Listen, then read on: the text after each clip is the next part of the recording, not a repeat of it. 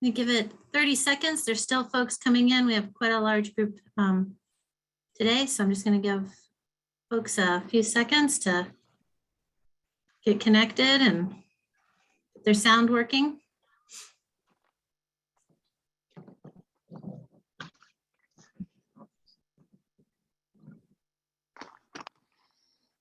All right. A few more coming in, but we're over 100, so I'm saying we're good to go. So welcome everybody. I'm Holly Morehouse with Vermont After School, and I just want to start up front by thanking you so much for caring about this issue, thinking about what we can be offering for children, youth, and families at this point in time, and showing up today to ask questions and work with us as we're moving forward to this next stage of how we respond to needs across Vermont. I'd like to introduce other members of the Vermont After School Grant Team. I know Cole Miller is here, Ben Ardell, Suzanne Birdsall-Stone, Tricia Pollock, and Phil Massis. All of us will be providing support throughout the grant process. Because we have a large group here today, we're going to keep everybody on mute to minimize the background noise and to keep things moving. We will, and I invite you and encourage you to use the chat to please post your questions at any time. If you had a question right now that's burning, go ahead and put it in there. If you get one later in the session, that's great too. We will be responding, we'll be filtering through as many of those questions as we can during this session, so you can have the information as soon as possible. If there are things that we can't get to, or if there are questions that we need to do a little bit of research on, we will keep track of those. That's also why it helps us to have them in the chat, and we will be posting all of those, and any of your questions that have come through so far are posted on the frequently asked questions, the FAQ document that you can get to directly from the webpage. And maybe Nicole, you could pop the link back in again. I'm assuming if you found the grant application, you've also found that information. So please, be sure to use that document. We are starting to get a few repeat questions, and we are trying as quickly as possible to update that information, because believe me, we know what it's like to write grants, and when you need the information, you need the information. So we're doing our best to get it to you. So just to start off, I want to start off with excitement and enthusiasm and appreciation. As I said, appreciation for all of you and your willingness to think more and differently, about what we can be offering as a field for children, youth, and families. Appreciation for Governor Scott and his team and this move forward to invest another $4.25 million in this space, and for Senator Sanders and our U.S. congressional delegation for helping get those federal dollars here and fighting for that money for children and youth, and after school and summer in particular. This grant is, many of you maybe were with us through the Summer Matters process, where about this time last year, we were talking about how do we respond during the middle of the pandemic? How do we make summer 2021 better and different for children, youth, and provide them with what they need? We're still in this pandemic, right? So here we are a year later, and now we're thinking about, oh my gosh, where are we now, and what do we need to be doing in summer 2022? One of the particularly exciting things about this grant competition is that it is not only about summer 2022, it is also about the school year and doing after school programming next year, the 22-23 school year, and then also being able to do some programming in part of the summer in summer 2023. So there's a broader scope that you all are invited to look at and think about. I want to say up front the eligibility criteria for this grant competition. This grant competition is open only to nonprofits, municipalities, and licensed regulated childcare programs that serve school-age kids through Vermont's Child Development Division. It is not open to schools. The reason it's not open to schools is that there are already other dollars going towards schools, both independent schools and public schools, that can be used to expand access to after school and summer programming. And the state is looking at those other dollars for that purpose. This pot of money, this grant competition, is really to look at organizations that don't have any access to those other ESSER, which are the educational dollars, those other funds. So that's why they're pulled out this way. So anybody, I know everybody's super busy. If you don't fit any of those categories, feel free to sign off. Our feelings will not be hurt, and we know you're doing important work. So we wanted to just state that all up front. The other thing I really want to stress and share about this grant competition is the purpose, right? It is about this moment in time and acknowledging that, yes, we're in this pandemic, but it doesn't look exactly the same as last year. So we are talking in this grant application and in this process about responding to the needs of children, youth, and families through after school and summer programming. We're talking about addressing learning loss, supporting working families, and really meeting students' well-being, connectedness, and mental health needs. I'm sure all of you, I don't even need to tell you, but it seems like every time we talk to a group of young people, mental health, anxiety, stress, loneliness, connectedness, rises to the top. So please consider this this grant application as a potential way to expand what you're able to do in your programs and offer in those areas. Like we saw with Summer Matters, there is an emphasis in our state about expanding access. So doing more, whether you're doing more by adding more hours, more families, more days, more weeks of programming, or maybe you're bringing in more families by reducing the cost. So you're expanding the number of children and youth that you can serve. However, that there's a lot of different ways in the grant application to define access, but it is about expanding access. That's another really important piece of this grant competition. The third, which is different from Summer Matters in some ways, is there is a piece about we have these federal dollars at this moment in time, and it's about meeting that immediate need and responding to the crisis.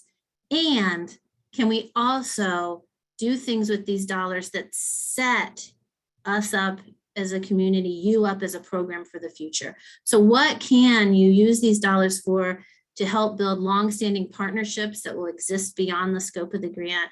What can you do that will address systemic issues that affect how you're able to serve children, youth, and families in your area, whether it's a transportation question or a data access question or a staffing question?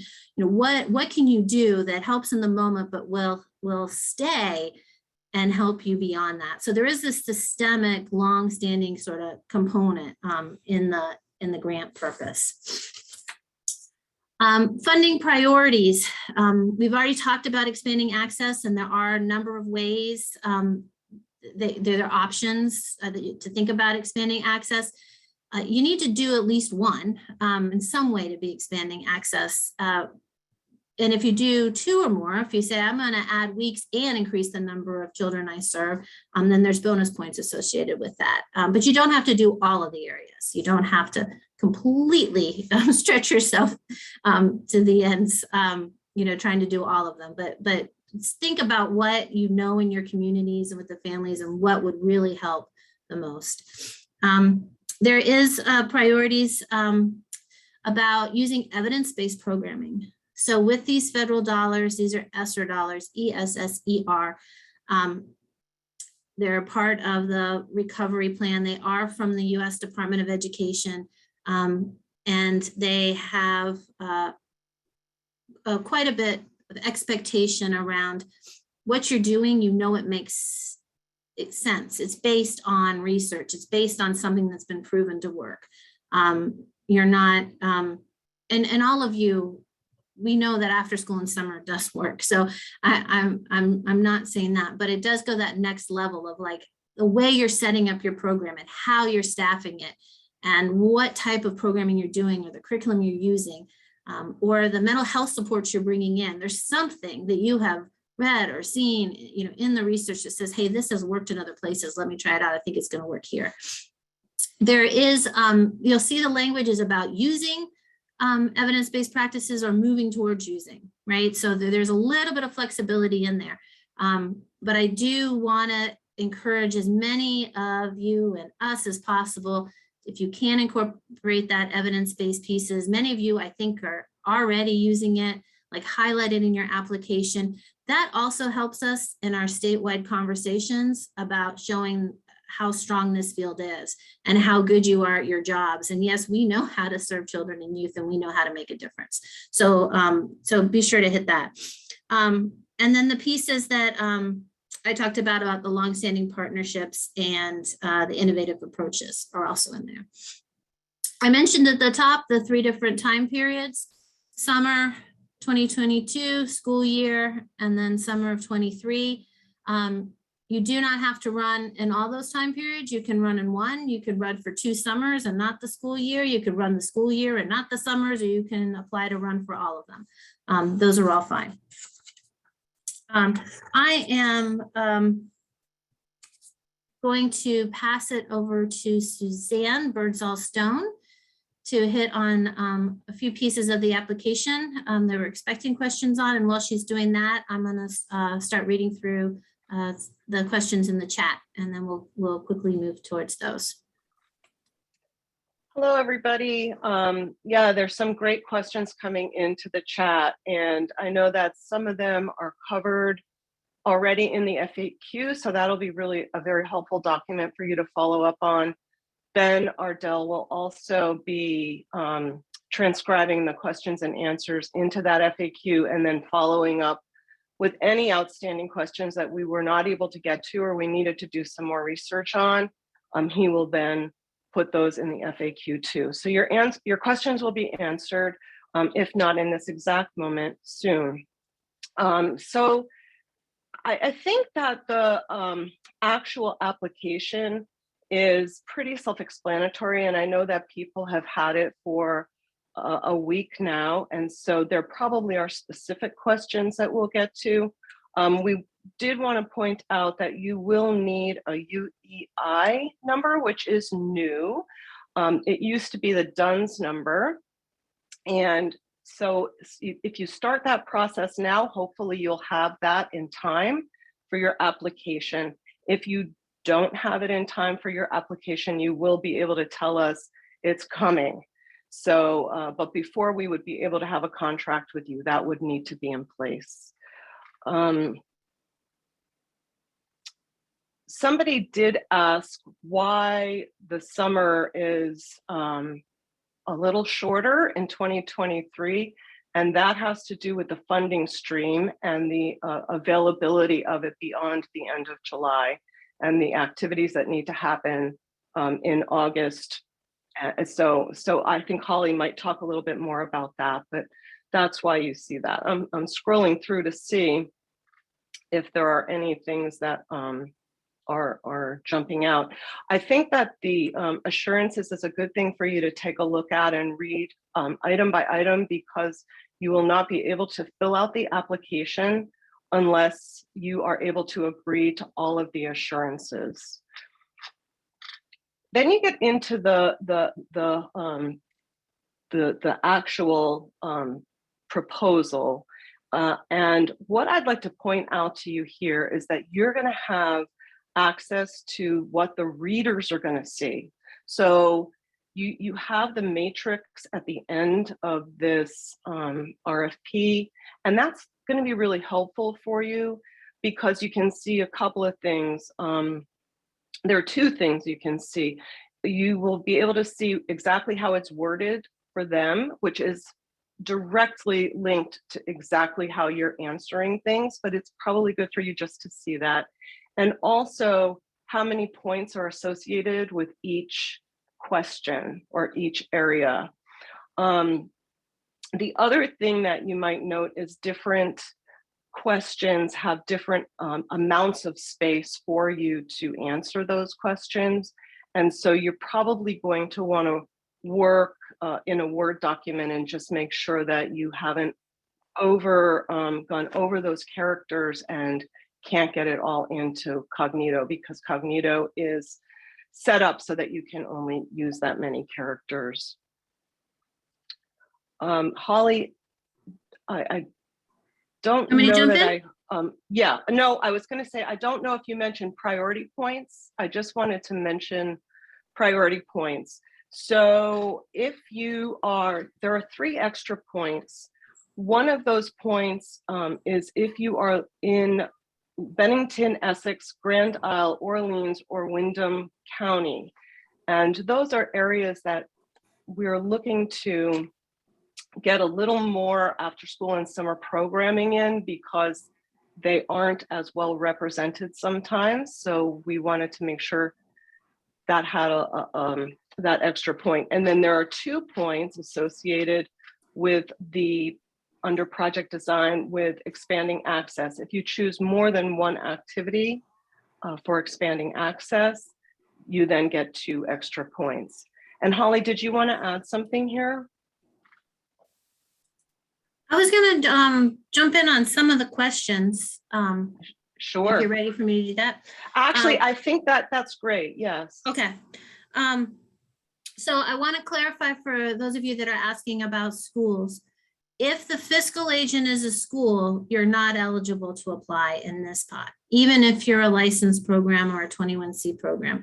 There are other funding sources, A, that are already available directly to schools, and then B, that the state's working on. So, but you can, if you are a nonprofit or a municipality or an agency outside of a school and you are partnering schools, that is like really encouraged.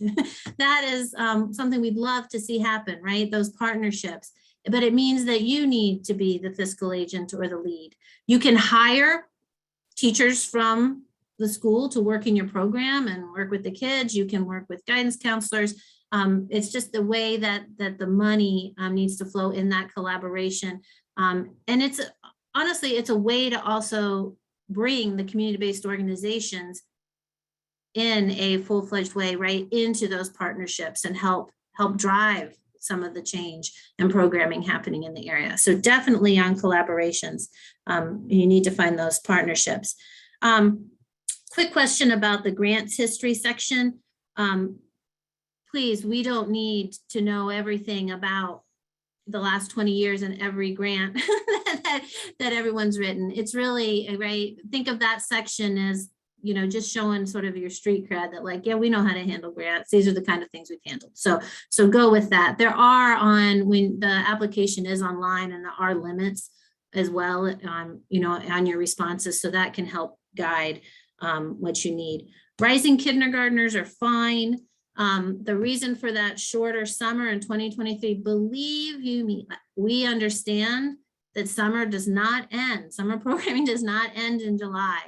And we make that point over and over again. It's because of the particular federal dollars that the state is using for this competition. They expire.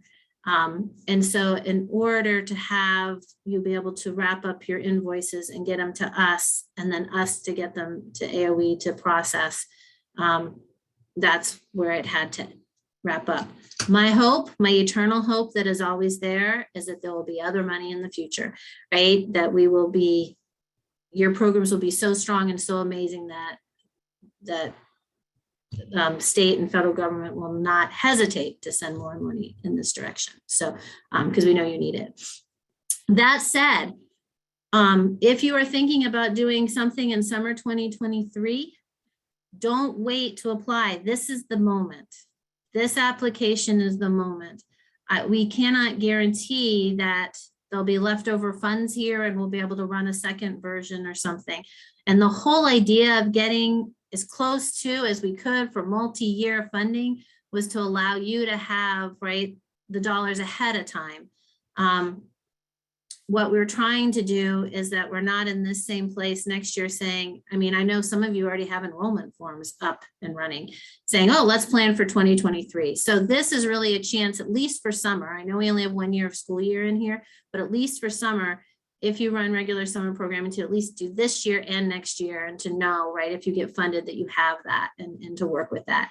Also really encourage any of you that traditionally only do after school during the school year to maybe take this opportunity to think about, could I do something in summer 2023, right, in June and July? What could you do that would help? Because summer is always a need across the state. Someone had a question about the need and what's in your community, how you measure community assets.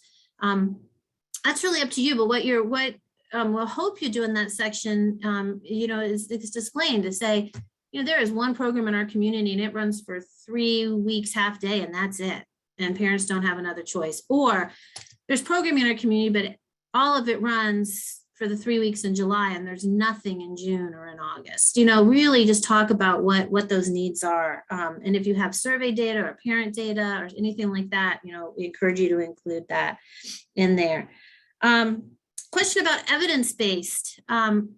I hope that all of you are running, and I know you are, engaging active summer programs that feel like summer programs and after-school programs that feel like really fun, engaging after-school programs. I do not mean to imply in the evidence-based piece that we all should be running tutoring programs and only tutoring programs and moving in that direction, right? But there are pieces of delivering an intentional, well-planned summer camp that is super fun and engaging, but is also evidence-based about how you're building connection for those young people, how you're supporting mental health, how you're connecting to families, and how you're helping with exploration and growth and making mistakes and trying again and building friendships, all those pieces. So yes, stay in that space that you are so strong in, but think about how you measure that and where your information and knowledge base comes from for how you do that well. Let's see, scholarships also came up. So the federal funds, you can't use the federal funds to give individuals things, to go buy gift cards for individuals, to go buy even t-shirts for kids, unless you have like a safety thing around a field trip. Like there's some really strict rules around it, and scholarships kind of fall into that. The same thing with gas cards, and to buy a gas card so a family can afford transportation, it's not going to work with these dollars. I totally understand the reasoning, why that can work, but not with these dollars, right? So you have to think about reducing the cost, but how do you do that? By using the grant to cover costs of staff. So then when you're charging your parents a fee, it's a lower, right? If you have to, it's a lower fee. We do encourage you when you're applying to, as much as you can, get to low or no cost programming so that you're really hitting up on those, the accessibility numbers. Thinking in that way. Reimbursement. So I should have said this up front. We've tried to say it in as many ways as possible. This is a reimbursement grant, and there is nothing that we can do at Vermont After School to change that. And we understand why that is difficult and challenging. And I take that back. What we can do is to continue to advocate, right, on behalf of why this is difficult and challenging. But I can't change the process at this moment in time with this grant. We don't get the money until we have collected evidence of the spending from all of the subgrantees, and then we submit it to AOE, and then we get paid, and then we get it out. We do try to do as quickly as possible. You do not need to wait to the end of the grant period. We actually want grantees to submit invoices to us every month. We are putting in place this year, Phil who is a consulting CFO, worked with many of the grantees with Summer Matters last year, ahead of time is going to be available with anybody to help set up your financial processes and what you're going to need for the invoicing, so we can make this as smooth as possible so that you can get to the end of the month or wherever you are in the month where you're going to submit and run your numbers, get your documentation and get it over to us. So that we can get that processed into over to AOE. Once those reimbursements all go into AOE, I can promise you I watch our bank account daily. I am looking, and as soon as I see that deposit show up, and in some cases, you know, it's over $1 million, so it's not something that I can just float. But as soon as I see that pop into the bank account, we are cutting those checks and signing them and getting them out to you. So our commitment is we will try to work with you, or we will work with you beforehand and during, and ask that you work with us, do your best to meet what we need so we can get those all processed, so that what we all can focus on, right, is the programming, right, for the kids, but making sure that you have the money that you need as quickly as we can get it there. If you are unsure about if something's going to be reimbursed, you know, please ask, right, so that we don't end up in that horrible situation, you know, where you have purchased a large bus or something, and, you know, and then are submitting an invoice and we're like, there's no way. We will, after the applications are all reviewed and we see where the scores come out and so forth, those that are selected for funding, we will go through a negotiation process with all of you, where we will take a careful look at the budget and talk with you about it, and try to, and we'll flag anything that we're like, we can't pay for an elevator, we can't do this, but we could do that. And we'll go back and forth in that negotiation process and try to get everything as tight as we can. But if at any point during the grant period, you're not sure, that's what Phil's here for, that's what Ben's here for, like ask the question, right? So that we can be in this together.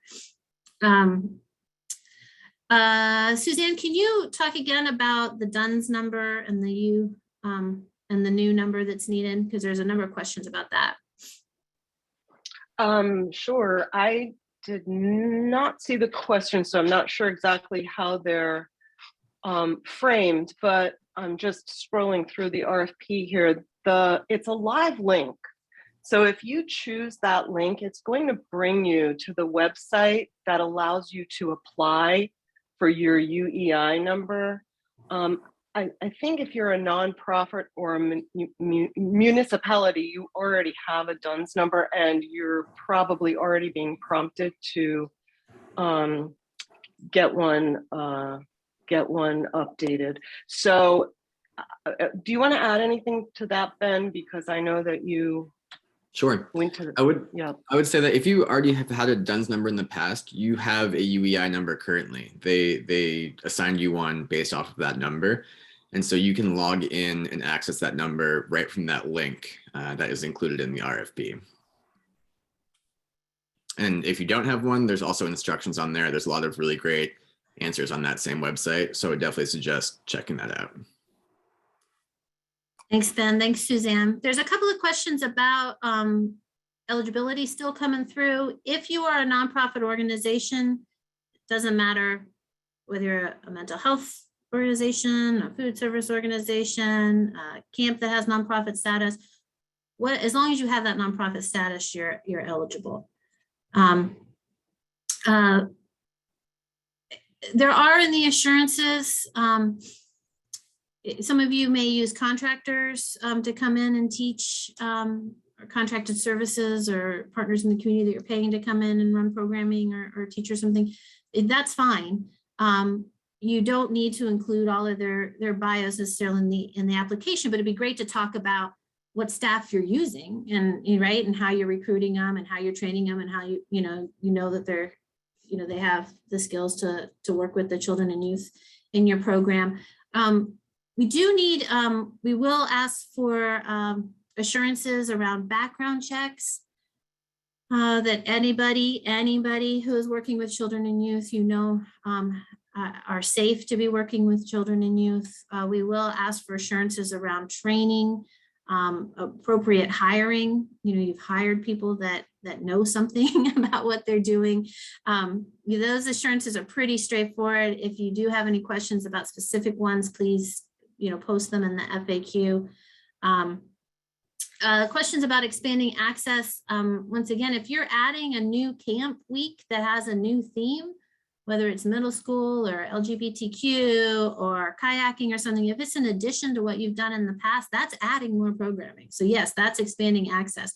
You're creating really expanding access is, are you creating more spots, right, for more kids and youth to be in programming, right? So creating more opportunities. Or are you serving the same 30 kids, but now you're running an 8-week program instead of a 4-week program? That's still more slots, right? Or you're reducing the cost, or recruiting a segment of the population or area of your community that you haven't been able to serve before, right? So you're increasing access in that way. So definitely check out the increasing access table and look at that. There is not a minimum number for any of the programs, but it is a competitive application. So if you're going to have a smaller number, you're I would assume going to really want to show how important it is in that community, or how what you're offering is so critical, or above and beyond, or is doing something, expand access in a really important way, or to use evidence-based programming, or to create a new partnership in an important way. So know about that. We cannot, the grant cannot be used to purchase a van. It can be used for transportation services. That's also a great area. I know the state has a lot of interest in encouraging community-based organizations to think about, can you partner with the school district around their transportation and busing? Is that an option, or a municipality, or a rideshare van, or something like that? So that might be a place when you're thinking about innovative solutions or doing something different that might work. I do not know yet the answer about partial funding or full amount. It's come in a couple of different ways. Like, could you only get funded, let's say you apply, but you only get funded for this summer, but not next summer, or you ask for $100,000 and we're like, we'll give you 60. That's not our intention. Our intention in this process is that you write the proposal of the program that you want to run for the periods that you want to run it. And that's what the readers will review, and that's what they'll score. Caveat would be if, as I said, you have something in there that's in the negotiation period that's unallowable or seems really out of kilter with what you're proposing to do, we may go back and forth and talk that through and end up at a different final budget. But it's not our intention to accept a bunch of applications and say, and everybody gets 25% less than you asked for.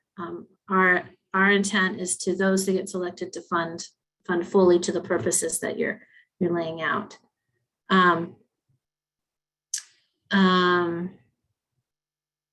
lot of transportation questions. I will say we'll before we post answers to that, our team will put our heads together and think of other ideas and strategies that you're asking for around transportation.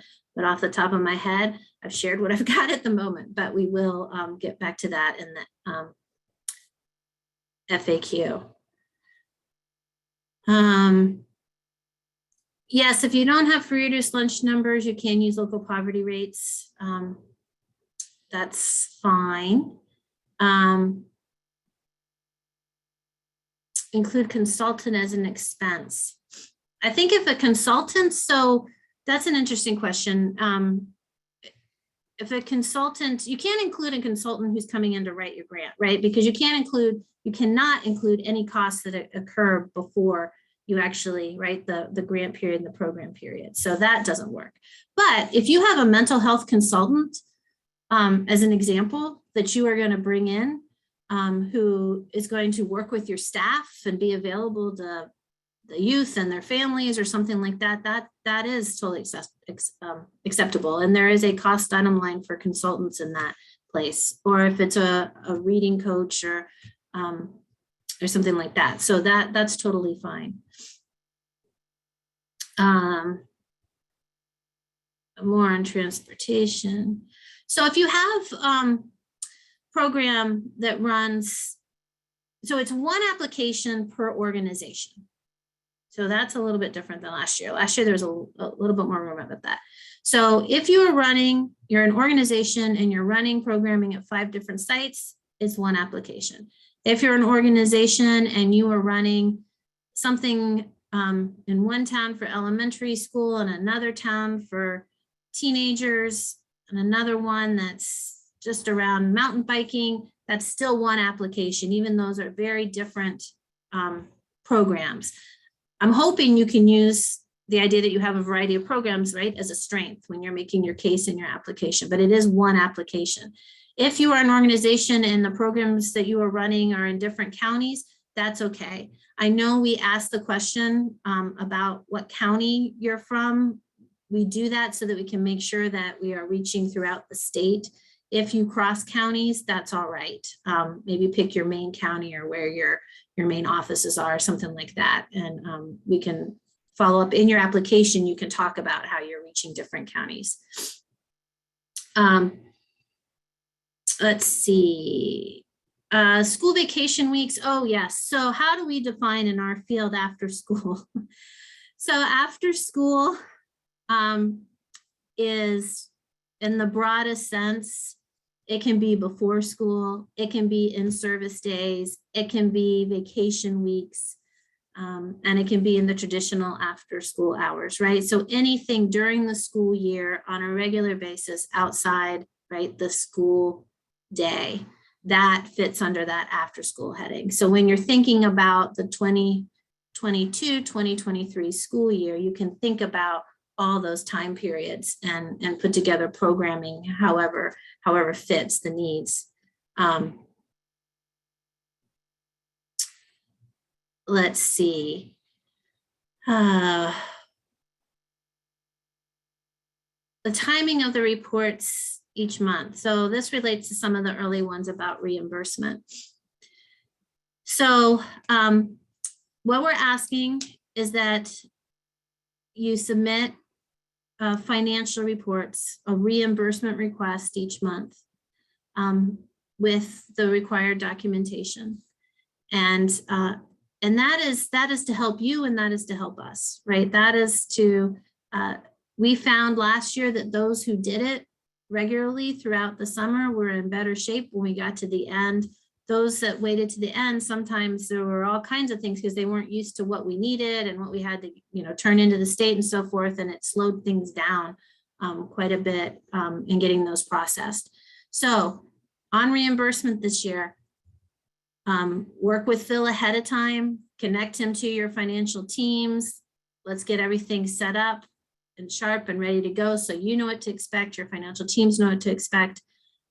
You've got all the paperwork set. Submit monthly. It can be at any point during the month. It's fine with us. Ben will be accepting those and processing those and moving those forward. And then we will, every month, we will be submitting to AOE and sending those in. And as I said, as soon as we get the funding in our account, we'll send the checks. And by then we'll be working on the next month. So that's, how that will work. At the end of the grant period. So at the end, if let's say you've applied to run 2 summers and a school year, at the end of the first summer, we would like some report on how you did in the summer. How did it go, right? Just as let's put a marker in that, let's know how it went, and then we'll move into the school year, just so that we don't get to the end of the whole thing and we're sitting here in August of 2023 and trying to go back and get data from an entire year earlier.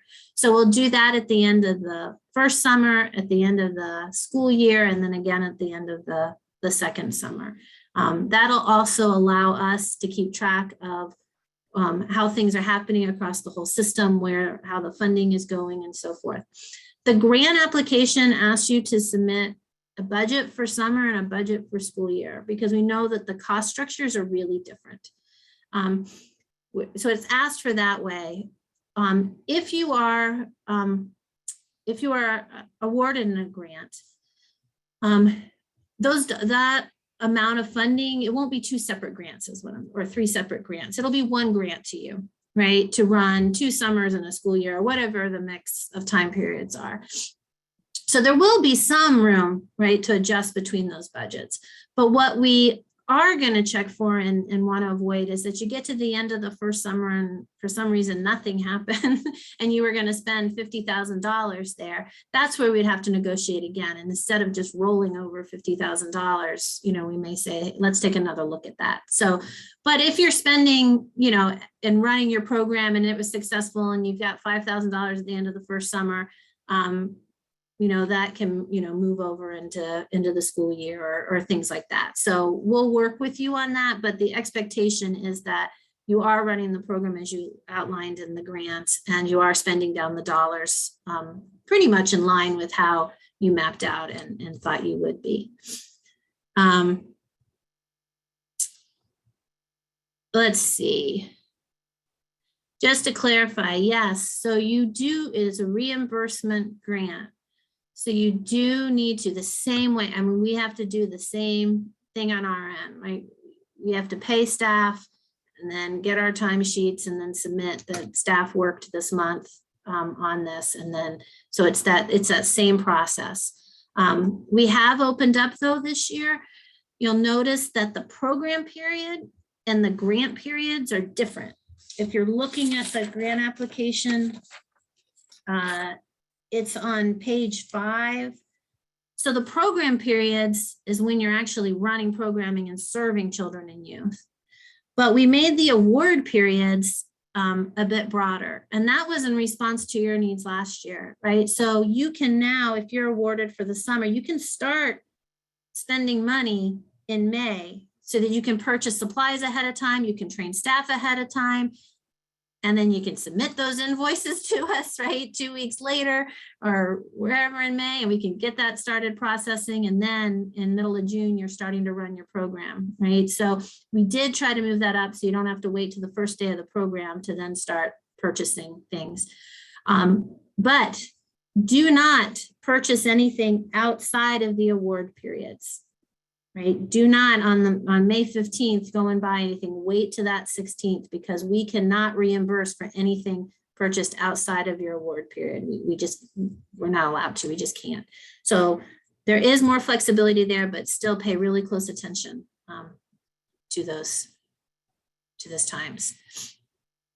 Vacation camps, yes, in February and April. Those count as school year. There is still a priority around hiring youth. You know, we have such an opportunity in our field to not only serve through programming children and youth, but also in many places to provide some of the only job opportunities for teenagers that are available. There's never enough programming, in my opinion, for teenagers to have access to in these spaces, especially in the summer, and many times aren't enough job opportunities. So yes, if you are able to integrate high school students and college students as staff in your program and have a way to support them and help them be successful and have the program run well, then definitely there's still information, it's still a priority around that. Grant money can be used to pay for staff background checks, to pay for staff training. Let's see. Field trips. Okay, so field trips. It does say that field trips for purely entertainment purposes is an unallowable expense. So we ask that you make a connection, you know, so if your camp is about getting kids out and active and you take them mountain biking as a field trip, that makes sense. If your program is about career awareness for young kids and you visit, you know, the vet and the doctor's office and the bank or something as a field trip, then, you know, that all connects. If it's taking kids to the movies because it's hot outside and you just want to entertain them, I would stay away from, right? You want to connect it to enriching and engaging programming. If you're running a film camp, then that might make sense, right? Like in that way. So, and once again, if you have questions, you know, as you're moving through, please let us know. There are not limitations on which youth are served. We're counting on you to know which youth need access, which youth you're best able to serve, and how to do that. For licensed providers, if you're running a licensed program that runs after school, I feel like I know I've been talking a lot about summer. Summer's on my mind in the middle of February. But for an after school program, if you're running a school-aged licensed after school programming, you know how to run that program. You know what the regulations are. You can run your program with your core staff and connecting with the school day and making sure that the needs of working families, we still are asking that you're looking at expanding access to your program. So you may need to work with the Child Development Division if you need to increase your license access. That could, you know, be built into this. If I'm trying to think of what else would be different about licensed programs in particular. In camp, if you're running in a you know, a single location where you kind of have like your base of programming, that's fine too.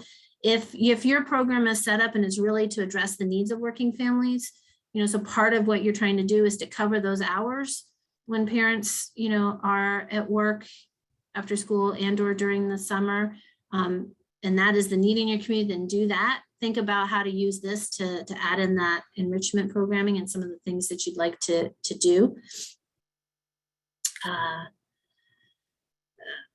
Let's see. This question about community need again. The grant reviewers are going to look at what information you provide and what they'll be looking for, and you can, the grant application at the back, you know, has the rubric as well of what they'll be scoring on. But what they'll be looking for is what is the need in the community. You know, if there are 12 bowling programs in your community and you're adding a bowling program, that might be the thing to do, right? But if there is nothing for teenagers and there's a lot of things for elementary school, like that's maybe what you talk about.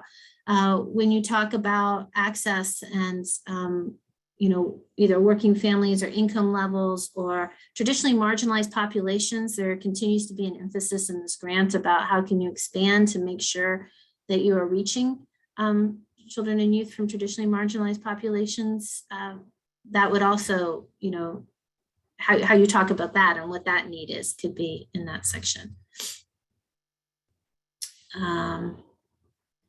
Capital improvements are not allowed in most cases. So be careful with those and be sure to ask questions about that.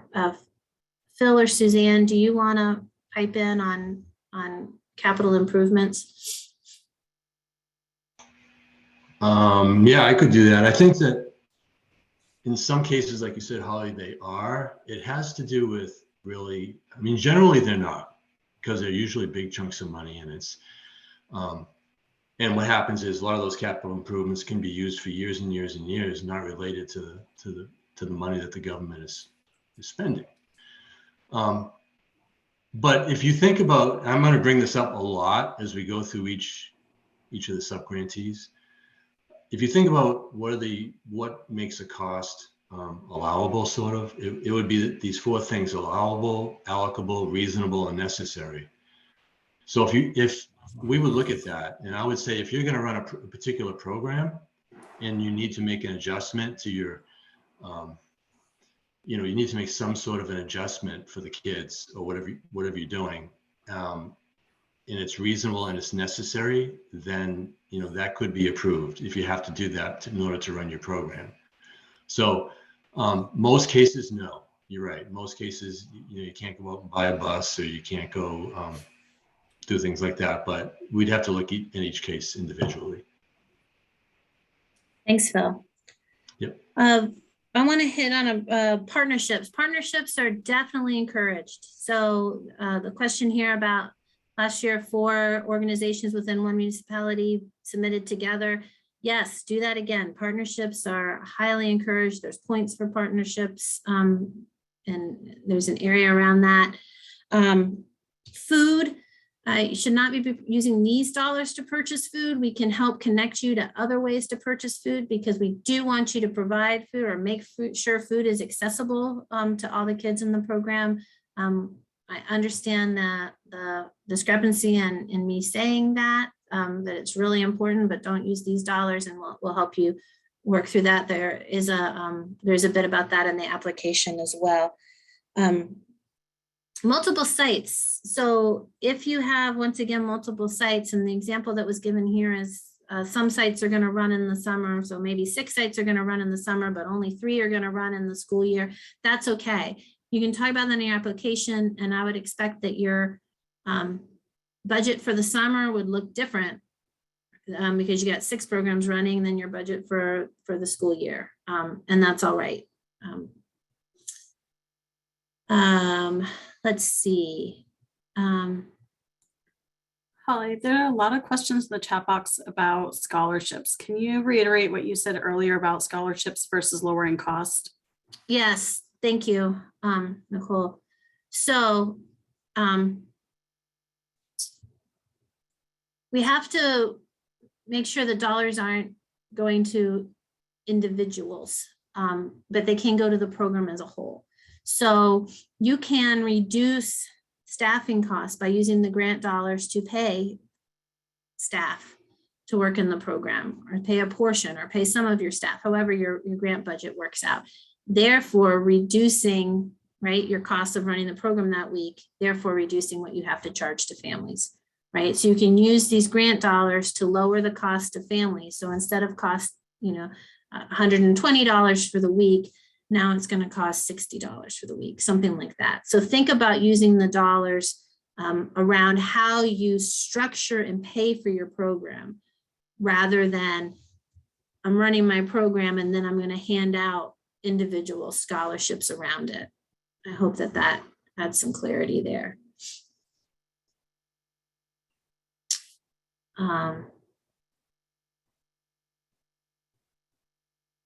Let's see. There's, I know we're not going to get to all of these because we're coming up on 2 o'clock. So I'm going to reiterate again that we will answer all of these. We may combine the ones that are similar, and we'll put them in that FAQ document so that everybody who's applying has access to the same information. Including a part-time nurse, whatever staffing, right, that you feel you need to run the bus program that you need to run to meet the needs of the children and youth in your community. That's what we want you to write your proposal around, right? So if it is additional staff, if it is mentors, if it is outside instructors, if it is a nurse, if it is a mental health consultant, if it is a mountain bike expert, whatever that is, build that into your proposal and talk about why that is what you need. And here's, what it's based on, and here's what we're hoping to do with it, and tie it to your outcomes. There's outcome measures in there. Like, how is having that mental health professional or that nurse, or how is that going to show up in your outcomes? How is that going to make this program better and stronger for the youth that are in it? I see the scholarships question again. This does not mean that you are not allowed to offer scholarships. It means that you can't use the grant dollars to be offering the scholarships. But we have to be really careful about that. So if you're unsure about that scholarship question, please, talk to us about it. What we want to see in your budget is you're getting the grant dollars and you're paying for staff and training and background checks and supplies and transportation and these things. Those are the categories. There isn't going to be a category for scholarships in your grant budget. Another question, Holly, that's come up is how old, if you're hiring youth, how old do they need to be? That depends on your organization and the type of program you run. So you'll see in the assurances that we're asking for assurances around your hiring process and your training processes and so forth like that. If you're a licensed or regulated program, you need to meet the regulations there. If you're partnering with a school district or your municipality, there may be a different set of regulations locally around that. So, so please be sure you check into that for sure. Let's see.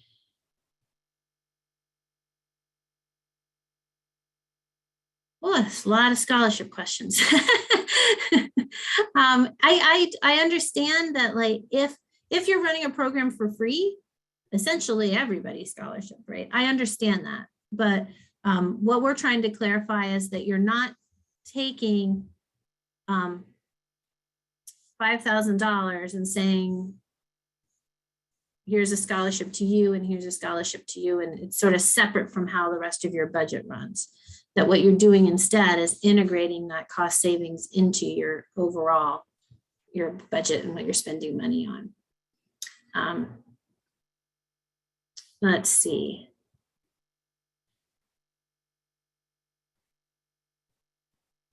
Okay. I'm going to ask my team, do you see any other outstanding questions?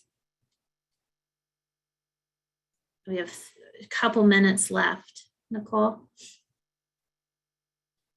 I think that we're hitting most of them. There's a question about what is a program that meets the threshold for needing to be licensed. I think that would be something that we can follow up with individual programs about, right, Holly? Yep. Trisha, do you want to say anything about licensing regulations? No, if you're running I'm a not program, sure if I'm understanding the question because it's in the assurances.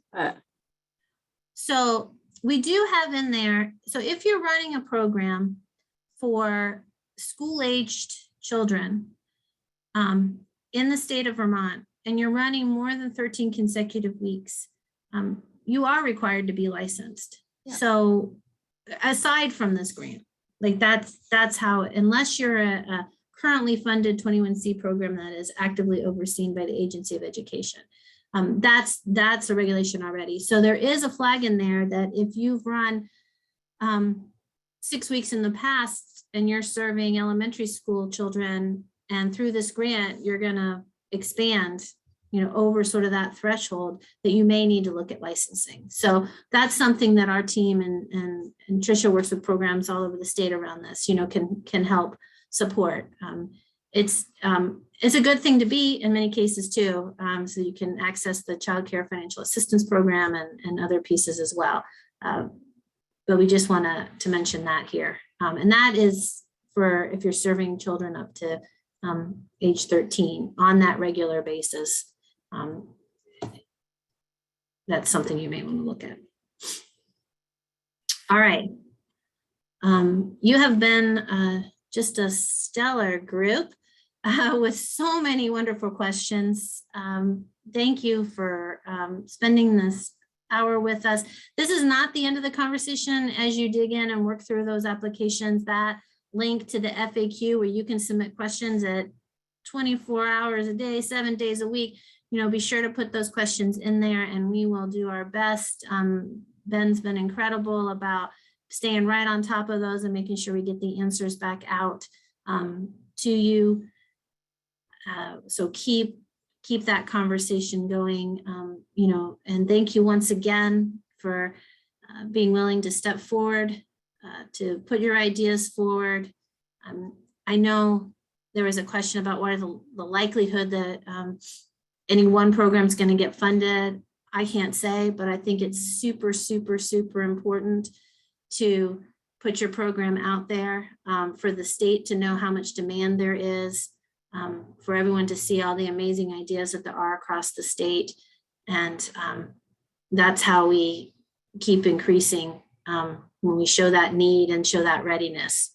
That's how we keep finding ways to increase funding. So it's a really important thing you're doing on so many levels. So thank you again for being here. Thanks for your time, and look forward to learning about all of your programs. Thank you.